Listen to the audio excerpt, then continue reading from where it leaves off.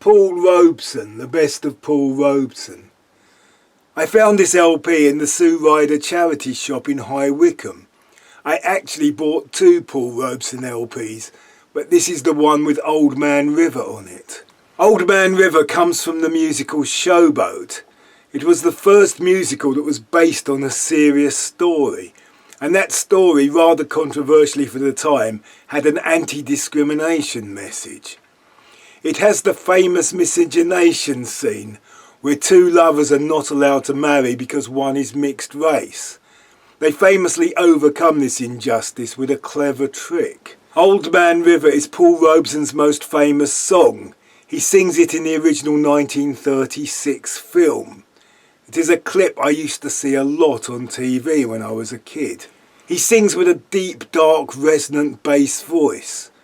The problem with listening to Paul Robeson on vinyl, with the volume turned up, is the distraction of stuff vibrating in unison with his voice, even the floor.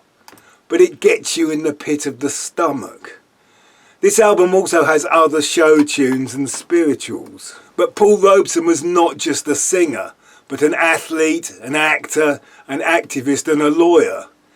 He was a socialist activist, and while performing in England was friends with H.G. Wells and George Bernard Shaw.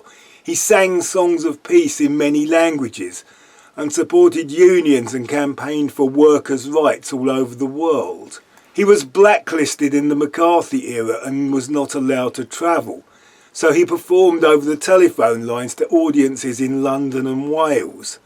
The concerts were titled Let Robeson Sing. The Manic Street Preachers wrote a song about it, probably one of their best. The best of Paul Robeson.